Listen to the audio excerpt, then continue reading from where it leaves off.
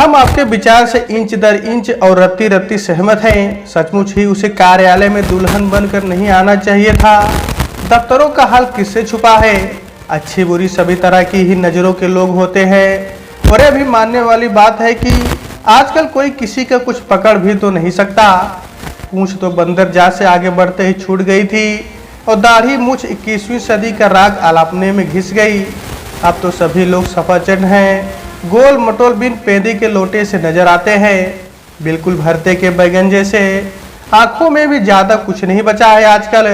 तोते को क्या कहिए, आपका अपना अधीनस्थ आपकी एलपीसी तैयार होने से पहले आंखें फेर लेता है। फिर वो तो बेचारी बाल विधवा समान थी। पिछले साल ही तो उसकी शादी हुई थी। अभी ठीक से पति का मुंह भी नहीं देख पाई थी कि उसका पति सरकारी ड्यूटी पर दुर्घटना का शिकार हो गया। उसके तो माँ बाप में भी कुछ ज्यादा दम नहीं निकला। खूब दाब दूब के बावजूद भी वे 2-4 महीनों में ही उसे सास ससुर के सुपुर्द कर गए। और उन्हें भी तो विधवा बहू की मार्फत सरकार के खजाने से बेटे का क्लेम लेना था। इसलिए घर आई गंगा में हाथ धो लेना ज्यादा महंगा सौदा ना समझते हुए उसे शरण दे दी। आज के जमाने में कौन बछिया का ताऊ ऐसा होगा जो घर आती लक्ष्मी को लौटा दे। लेकिन सरकार के घर से पैसा निकलवा लेना भी बाज के पंजे से लेग पीस झपटने के समान है। और उस दिन का दिन था और आज का दिन है। बेचारी विधवा बहू एक पल चैन से नहीं बैठ पाई है। उसकी एक टांग कचहरी में है तो दूसरी अस्पताल में। एक दिन स्थानीय कार्यालय में बीतता है तो दूसरा प्रधान कार्यालय में। आज बड़े साहब नहीं है तो कल मंझले नहीं थे। छोटे बाबू घंटा से लंच में गए हुए हैं तो क्या गया दिन आराम से बैठकर एक कप चाय भी पी नहीं सकता। ऐसे ही बड़ी जल्दी वाले हो तो कुछ गला वाला तर करवाओ। गया दिन को ऐसे ही आलू चालू मत समझना। उसकी आवाज भी बहुत अंदर तक पहुंचती है। छोटे साहब का पिए तनेजा आस लगाए बैठा कि सब्जी के साथ ही रोटी खाएंगे। किंतु गया दिन साहब का सालन भूल अपने दाल दलिया की जुगाड़ में लगा है। ससुर नानक राम सुबह से ही उसके आगे पीछे घूम रहा है। बहू एक तरफ चुपचाप बैठी पल पल में अंदर बाहर फाइलें लाते ले जाते उसे ही देख रही है। बोल बाबा, ज्यादा समय तो मेरे पास भी ना है। पीए साहब लंच के इंतजार में बैठे हैं। गया दिन ने एक कमरे से दूसरे कमरे में जाते हुए कहा, कुछ ठीक ठाक करवाओ ना भैया। 3 लाख के क्लेम में आधा आधा करके हमें क्या मिलेगा। नानक राम ने दुखी स्वर में कहा। बहू की आंखें भर आई थी। तुम्हें क्या मिलेगा। बड़े साहब तो 2 की ही कह रहे थे। ऊपर से नीचे तक कितने लोग हैं, उन्हें भी तो अपना घर पूरा करना होगा। गया दिन फुसफुसाया, लेकिन लड़का तो मेरा मरा है। अगर तेरा लड़का ना मरा होता तो 1.5 लाख कहाँ के मिलते। वित्त मंत्री के पुरोहित तो हो नहीं तुम। गया दिन खींच उठा था। नानक राम तिलमिला कर रह गया, किंतु बहू की आंखों से झरना फूट पड़ा। सिर से साईं गया सो अलग और मरने के बाद उसकी मिट्टी पलित कर रहे हैं सो अलग। महीनों से चक्कर पर चक्कर कटवा रहे हैं। पैसे से ज्यादा सबकी आंखें जवान बहू पर ही टिकी हुई हैं। चलो ठीक है, कागज तैयार करवाओ। नानक राम ने निर्णायक स्वर में कहा। हाँ, ये हुई न बात। 6 महीने बेकार में जूती तोड़ी। खैर 5 मिनट बैठो, मैं साहब के लिए सब्जी लेकर आया। फिर एक क्षण रुक कर बोला, ला कुछ है तो निकाल, साहब के लंच का इंतजाम करना है। बहुत दिनों से बहू के साथ चक्कर काटते काटते नानक राम थक चुका था।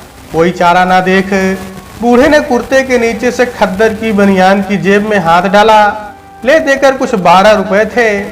उसने रुपए बाहर निकाले तो गया दिन ने 10 का नोट उठा लिया और हे करता बाहर चला गया। वे चुपचाप विजिटर्स हॉल में बैठे उसकी प्रतीक्षा करने लगे। कोई आधा घंटा बाद गया दिन हाजिर हुआ। तब तक छोटे साहब भी लंच से आ गए थे। फिर चाय पान का दौर शुरू हुआ और करते ना करते 3 बजे अकेले ससुर को छोटे साहब के हुजूर में पेश होने का हुक्म मिला। बहू बेचारी वहीं बैठी रही। देखो बाबा, तुम बहुत दिनों से परेशान हो, हमें तुमसे बहुत हमदर्दी है, इसलिए तुम्हारे फायदे की बात बताते हैं, जरा सोच समझकर जवाब देना। छोटे साहब ने बिना किसी भूमिका के किंतु अत्यंत अपनत्व के स्वर में कहा और अपने शब्दों की प्रतिक्रिया पढ़ने के लिए बूढ़े के चेहरे पर आंखें गड़ा दी। हाँ साहब, मैं बहुत दुखी हो चुका हूँ। केस का जल्दी से निपटारा करो, आपकी बड़ी मेहरबानी होगी। बूढ़े ने गिड़गिड़ाते हुए कहा, सरकार के फैसले के मुताबिक तुम्हें 3 लाख रुपए मिलेंगे। उसके बाद सरकार का दरवाजा हमेशा के लिए बंद। लेकिन अगर तुम्हारी बहू को लड़के की जगह नौकरी दे दी जाए तो 20,000 रुपए हर महीने मिलेंगे। ऊपर से हर साल बोनस, मेडिकल और LTC। पूरा परिवार फर्स्ट क्लास में हिंदुस्तान की सैर करना। तब तो बूढ़े का बुढ़ापा संवर जाएगा साहब। मेरे तो कमाने वाला दूसरा कोई बेटा भी नहीं है। जिंदगी भर आपका एहसान नहीं भूलूंगा साहब। बूढ़ा गिड़गिड़ाया। फायदे का अर्थमेटिक किसे समझ नहीं आता। हम सब समझते हैं बाबा। तुम्हारी मजबूरी देखकर ही तो हमने ऊपर बात की है। लेकिन फिर तुम मांगोगे कुछ नहीं। मगर साहब अब सोच लो तुम, हम तो तुम्हारी जिंदगी भर की रोटी का इंतजाम करना चाहते हैं। साहब ने रूखेपन से कहा और पेन उठाकर फाइल पर कुछ लिखने लगे। ठीक है साहब, आपकी सब बात मंजूर है, मगर बहू की नौकरी तो पक्की होगी। हम कच्ची बात नहीं करते।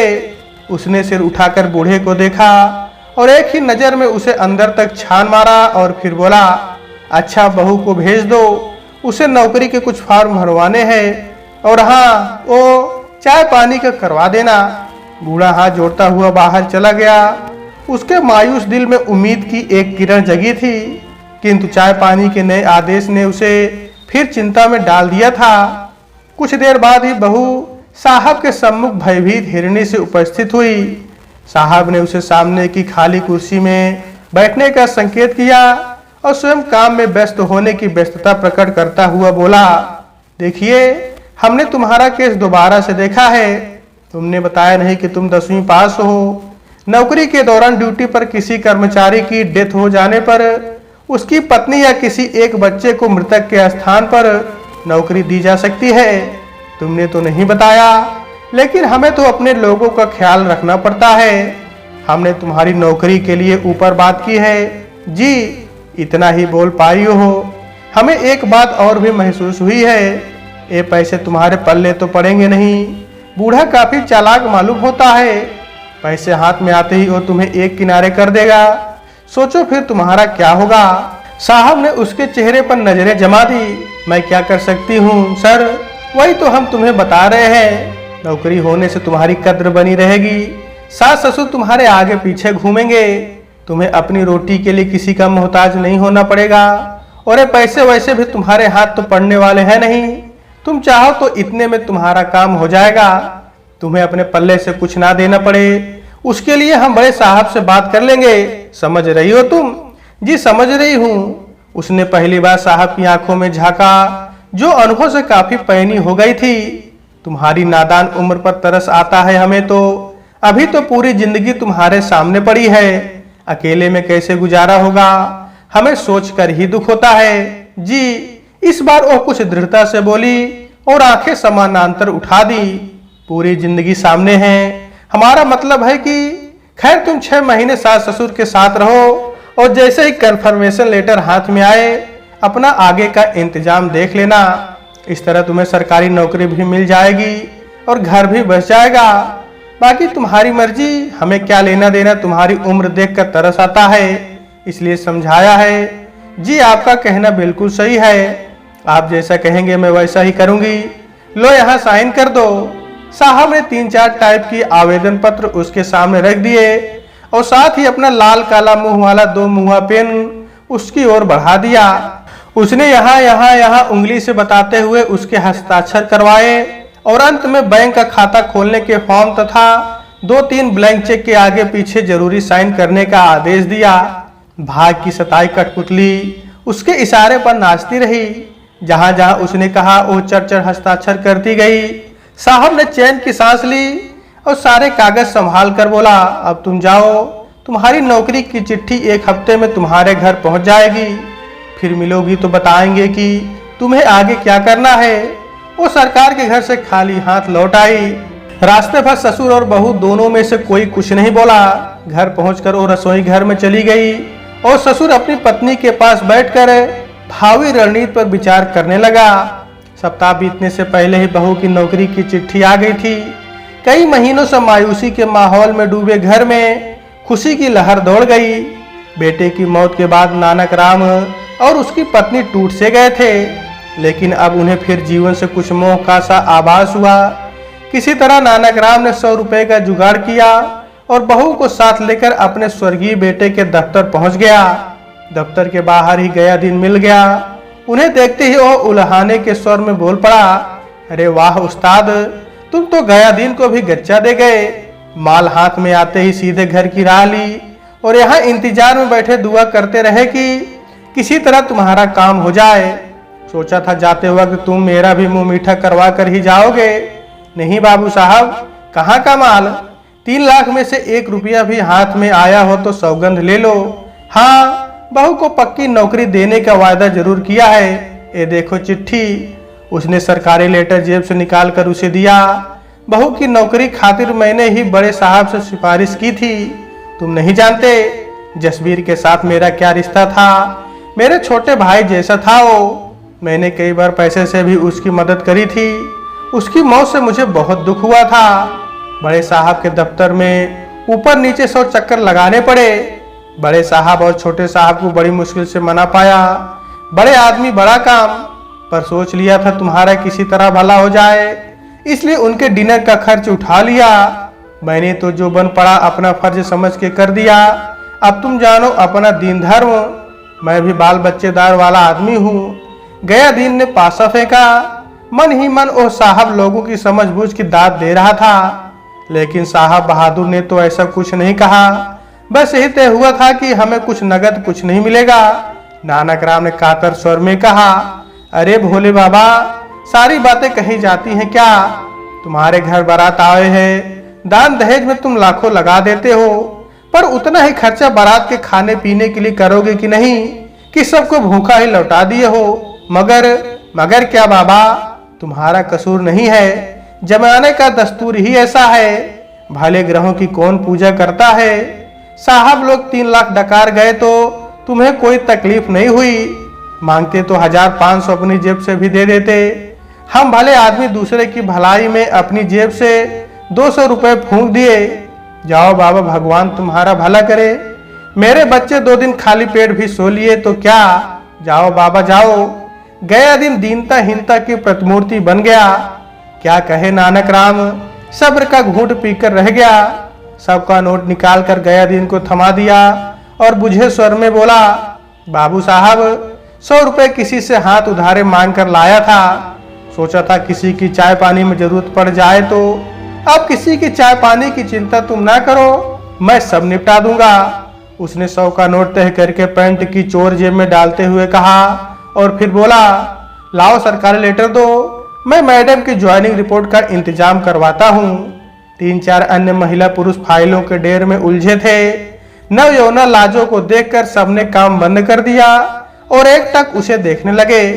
वह प्रस्तर मूर्ति सी निश्चल खड़ी थी। आयु का अर्धशतक पूरा कर चुके सुपरिटेंडेंट वर्मा भी सुध बुध भूल कर एक टक उसे ही देख रहे थे। आकर्षक तीखे नयन नक्श, पतला लंबा शरीर, सोने जैसा गोरा बदन, किंतु शरीर पर मांस का कहीं नाम नहीं। गालों और गले की हड्डियां उभरी हुई, वक्ष का उभार समतल, कलाइयों की नीली नीली नसें उभरी हुई, केवल हड्डियों का ढांचा, मानो शरीर का समस्त रक्त और चर्बी निचोड़ ली गई हो। वर्मा साहब, ये मैडम नई अपॉइंटमेंट की ज्वाइनिंग रिपोर्ट देने आई हैं। गया दिन उन्हें अपॉइंटमेंट लेटर देते हुए सचेत किया। अच्छा, उसने संभलते हुए कहा और लेटर लेकर पढ़ने लगा। 2 ही क्षण बाद लेटर को अपने पास बैठी महिला की ओर बढ़ाते हुए कहा, मिसेज नेगी, आप इनसे ज्वाइनिंग रिपोर्ट लिखवा कर ले लो और इन्हें डिस्पैच का काम समझा दो। और फिर लाजो से बोला, आप इनके पास बैठो। लाजो ने मुंह नहीं खोला। वो मिसेज नेगी के सामने आकर खड़ी हो गई। गया दिन ने पास की सीट से कुर्सी खींचकर उसके सामने रख दी। वो आके झुकाकर चुपचाप बैठ गई। मिसेज नेगी ने अपनी मेज की दराज से एक सफेद कागज निकाला और लाजो के सामने रख दिया। लाजो ने सवाल भरी बड़ी बड़ी आंखों से उसकी ओर देखा तो मिसेज नेगी ने अपना पेन भी कागज के ऊपर रख दिया। लाजो पहले ही भारी मानसिक दबाव से बोझिल थी और रिपोर्ट के मजमून के अभाव में सामने रखे कागज, पेन और आदेश पाकर वो घबरा गई। उसकी पिंडलियां कांपने लगी, शरीर से पसीने का झरना फूट पड़ा। उसके होंठ फड़फड़ाए, किंतु शब्द जीभ से ही चिपके रह गए। सभी की नजरें उसी पर केंद्रित थी। वे आंखों आंखों में एक दूसरे से निःशब्द वार्ता भी कर रहे थे। कुछ माह पूर्व उसका पति जसबीर भी इसी कार्यालय में इन्हीं लोगों के बीच बैठकर काम करता था।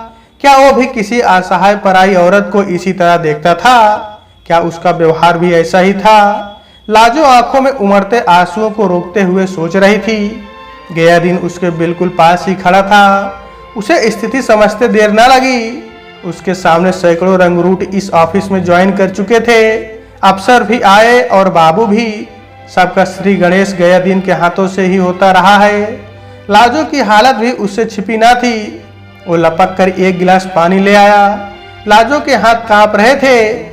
उसने बड़ी मुश्किल से 2 घूंट पानी हलक में उतारा। इससे पहले कि कोई कुछ कहे, गया दिन ने दीवार में बनी अलमारी में से एक फाइल निकाली और किसी पहले वाले की ज्वाइनिंग रिपोर्ट का नमूना निकालकर लाजो के सामने रखकर बोला, मैडम इसकी नकल कर दो। सिर्फ इसमें लिखे नाम की जगह अपना नाम लिख दो और तारीख आज की डाल देना। मिसेज नेगी को कुछ झेप हुई। उसने गया दिन से कहा, मैं देख तो रही हूँ गया दिन, तुम्हें हर काम में जल्दी रहती है। जाओ तुम 4-5 चाय बोल कर आओ। मैडम ये सवाल जल्दी का नहीं, इंसानियत का है। ये अपने जसबीर सिंह की मिसेज है। उन्हीं की जगह पे इनको अपॉइंटमेंट मिला है। बेचारी महीनों से ऊपर नीचे भटक रही हैं और अब हम लोगों की वजह से इन्हें परेशानी उठानी पड़ रही है। भगवान ना करे किसी को ऐसे दिन देखने पड़े। 100 रुपए के 100 शब्द बोलकर ही दम लिया गया दिन ने और फिर अपने फर्ज का उद्यापन कर चाय लेने चला गया। 2 साल पहले लाजो ने खूब खींच खाच कर गांव के विद्यालय से 10वीं की परीक्षा उत्तीर्ण की थी। गणित में कंपार्टमेंट आया था और शेष विषयों में सीमांत रेखा को छूते 33-34 अंक। अंग्रेजी में हमेशा ही उसका हाथ तंग रहा था। इसलिए आज back to state that today लिखने के लिए सामने रखी अर्जी में से भी उसे एक एक शब्द को कई बार देखना पड़ा था। थी 4 लाइन की अर्जी। नौकरी देने वाले की मर्जी, बनाया था उसे प्यादे से फर्जी। सिर पर बड़े साहब का हाथ और गया दिन का साथ, फिर डर काहे का। किंतु सब कुछ जानकर भी वो काफी मानसिक दबाव में थी। आरंभ के दिन बड़ी मुश्किल से कटे थे। लाजो को डिस्पैच से बड़ा कोई हवा नजर नहीं आता था। जितनी डाक वो निकालती थी 40 चोर की तरह उतनी फिर तैयार मिलती थी। अहमदाबाद की चिट्ठी अहमदनगर और गाजियाबाद की इलाहाबाद घूमती रहती थी। बाहर लिफाफे पर पता राजा राम का और अंदर पत्र रावण का। डिस्पैच का कैश तो हर हालत में प्रतिदिन सर्ट होता ही था। दिन भर कागजों में आंखें फोड़ो सो अलग और चलते टाइम पॉकेट से रोज पैसे भरो सो अलग। और एक ये है मिसेज नेगी जो ना दिन भर खुद कुछ करती हैं न किसी दूसरे को कुछ करने देती हैं। सुबह पड़ोसी से पेन मांगकर हाजिर लगाती हैं और फिर सारा दिन चाय पकौड़े और गपशप, जैसे वो क्लब हाउस या पब्लिक पार्क में तफरीक लेके आई हो। किंतु लाजो को दिन भर सिर खुजाने तक की फुर्सत नहीं।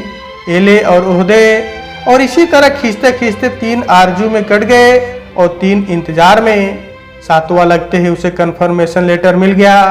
पूरे स्टाफ ने उससे लड्डू खाए, बल्कि 5-7 तथा कथित अपने वालों ने तो साथ में छोले भटूरे भी जबरदस्ती खाए। लेकिन 1-2 को उसने धत्ता बता दिया। इन 6 महीनों में इतना हौसला जुटा लिया था उसने, बल्कि अब तो वो धीरे धीरे हाय बाय हेलो यार दे दे प्यार तक उतर आई थी। और उसकी आईब्रो हेयर स्टाइल नेल्स में शार्पनेस आ गई थी। उसकी ढीली ढीली ड्रेस भी टाइट होने लगी थी और पहले जब उसका कद भी लगभग 3 इंच लंबा हो गया था। लोगों की बातों का जवाब देने में अब उसे संकोच नहीं होता था। आंखों में आंखें डालकर सीधा जवाब देती थी। चार्टर्ड बस में चुपचाप बैठे रहना खाते पीते लोगों की शान के खिलाफ है। शुरू में सबको ऐसा ही लगता है, लेकिन 2 ही 4 दिन में कभी सीट के नाम पर तो कभी न्यूज़पेपर के बहाने मिस्टर ए, मिसेजो, अरे यादव, ओए गोयल इत्यादि। कुएं से अब पानी निकला, बस निकला। जन्म हो, शादी हो, सुहागरात हो, नौकरी के पहला दिन या चार्टर्ड बस की मुलाकात, एक समान है सब। पिछले कुछ महीनों से पड़ोस के बैंक में आते जाते सीनियर क्लर्क से बातों में ही ना जाने कब पेंच लड़ गया और चार्टर्ड की उनकी 2x2 की सीट एक हो गई। वो उसे विंडो सीट पर बैठाता ताकि कोई दूसरा आते जाते भी उसे टच ना कर पाए। चार्टर्ड बस के बहुत लाभ हैं। घर से उठाती है, सही समय पर दफ्तर पहुंचाती है, भीड़ से बचाती है, न जाने कितनों से मिलाती है। परिचय बढ़ने पर अपनत्व पनपता है, सहयात्रियों में पारिवारिक स्नेह बढ़ता है, आपसी सुख दुख बढ़ता है। बैंक की दोस्ती बस में पक्की हो गई थी। गुरदीप और लाजो भी एक हो गए थे। किसी को कानों कान खबर भी नहीं लगी कि कब में क्या हो गया। घूंघट की आड़ में ना जाने चांद के ऊपर से बरली कब सरक गई। दफ्तर वालों की तो उस दिन झपकी टूटी जब 14वीं के चांद से खिली खिली लाजवंती रानी हाथी दांत का चूड़ा और हरे मूंगिया कंट्रास्ट में बिच्छू बूटी के फूलों का गहरा गुलाबी सूट और सुनहरी किनारे की गोटेदार चुन्नी में लिपटी छम छम करती दफ्तर में आई। उसे इस रंग में देखकर एक बार तो छोटे साहब की भी आंखें फटी की फटी रह गई थी। आज तक उन्होंने लाजो को आंख भर कर नहीं देखा था, इसलिए उसे झट से अपने चेंबर में बधाई देने को बुलवा दिया। देखी अपनी छमक छल्लों की शान, ऑफिस के सब लड़के आज तो उसी पर लट्टू हो रहे हैं। लाजो के जाते ही मिसेज नेगी ने पास बैठी सुषमा से कहा, लड़के क्या आज तो बॉस भी फिदा है उस पर।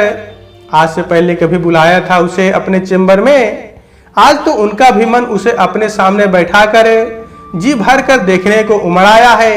सुषमा ने छौंक लगाया। सोने जैसा उसका रंग सुहाग रात की भट्टी में तप कर निखर जो आया है। रजनी ने आज कुछ और तेज की, बेहयाई है और क्या। जिसके नाम पर नौकरी ली उसी से बेवफाई। दूसरे की बाहों में जाते क्या उसे जरा भी शर्म नहीं आई होगी। नाम है लाजवंती, मगर लाज कहाँ बेच खाई भगवान जाने। मिसेज नेगी ने कटाक्ष किया, अब ये तो वही जाने मैडम, लेकिन उसकी उम्र को देखते हुए कुछ गलत नहीं हुआ है। जो मर गया उसके नाम पर बैठी रहकर जिंदगी बर्बाद कर लेना बेवकूफ़ी है। और सरकार ने नौकरी देकर उस पर कोई एहसान भी नहीं किया है। बॉस लोग कंपनसेशन के पूरे 3 लाख डकार गए, तब जाकर उसका केस सेटल किया। लोग कहते हैं एक घर तो डायन भी छोड़ देती है, लेकिन बेचारी को 1 पैसा भी हाथ में नहीं आया। ना कोई नियम ना कोई कानून। आज के दिन तो सब जगह गधे ही गुलाब जामुन खा रहे हैं। हाथ पल्ले बेचारी की कुछ था नहीं, और छोटी सी उम्र में वह जिंदगी भर उसके नाम पर बैठी काग उड़ाए। ये सरासर अन्याय था। अच्छा किया अभी से संभल गई। सुषमा ने उसका पक्ष लिया। हाँ यार, अन्याय तो हुआ है लड़की के साथ। बेचारी के 3 लाख पर हाथ साफ कर गए हरामी। इसने भी बहुत अच्छा किया। पहले भोली बनकर कंपनसेशन में नौकरी ले ली और अब मनपसंद लड़के से शादी कर ली। इसे कहते हैं समझदारी। अब आराम से जिंदगी भर मजा ही मजा है। जाने कौन खुश नसीब है जिसे यह चांद का टुकड़ा मिला है। ईश्वर ने दिल खोल कर रूप दिया है इसे। मेरा तो मन करता है कि उसे बाहों में जोर से कसकर चूम लूं। किसे चूम रही हो मैडम? लाजो ने दरवाजे में घुसते हुए सुना तो आश्चर्य से पूछा, तेरा ही जिक्र हो रहा है रानी, जरा मेरे पास तो आ। ना बाबा, मुझे तो डर लगने लगा है। अच्छा, मुझसे डर लगता है, उससे डर नहीं लगता? उससे क्या डरना, वो तो दूसरी टीम का है। वो तो खुद डर डर कर खेलता है। तुम ठहरी अपनी टीम की, सो सब दांव पेच जानती हो। रावण को बाहर से कोई खतरा नहीं था, डर था उसे लंका के अंदर से। बाहर वाले उसकी नाव का रहस्य कहाँ जानते थे? तभी तो कहा घर का भेदी लंका ढाए। लाजो ने पिछला हिसाब चुकता किया। बड़ी तेज हो गई हो रानी, हमें भी तो मिलवा दे उस जादूगर से जिसने 4 ही दिन में तेरे सब पेंच पुर्जे खोल दिए और तू फर्स्ट गियर से एकदम टॉप में पहुंच गई। जो मिल जाए वही सच है, बाकी सब सपना। दुनिया के सब काम अपनी इच्छा से नहीं होते। आदमी सोचता कुछ और है और होता कुछ और ही है। मैं अपनी उजड़ी दुनिया का सरकार से इंसाफ मांगने आई थी, लेकिन यह कुछ और ही मिला। जिंदगी के पहले ही कदम पर ठोकर खाकर मुंह के बल ऐसी गिरी कि चारों तरफ अंधेरा ही अंधेरा नजर आया। लेकिन वाहे गुरु ने रहम की और एक भोली भाली बच्ची को फिर उठकर चलने की प्रेरणा, जिंदगी से लड़ने और उसे अपनी सुविधा से जीने की शक्ति देने के लिए चाचा गया दिन तुम लोग, छोटे साहब और वो अपने आप ही मिलते गए। और आज कहते कहते वो भावुक हो उठी थी। उसकी आंखों में खुशी के आंसू छलक आए थे। तू खुश तो है ना? बहुत खुश है। आज के दिन तो दीदी मैं खुद को दुनिया की सबसे खुश नसीब औरत मानती हूँ। कल की ईश्वर जाने, लाजवंती का चेहरा ताजा गुलाब सा खिला था। तो दोस्तों आज के वीडियो में बस इतना ही। कहानी आपको कैसी लगी कमेंट बॉक्स में जरूर बताइएगा। अगर कहानी पसंद आई है तो कृपया चैनल को जरूर सब्सक्राइब करें। तो दोस्तों नमस्कार।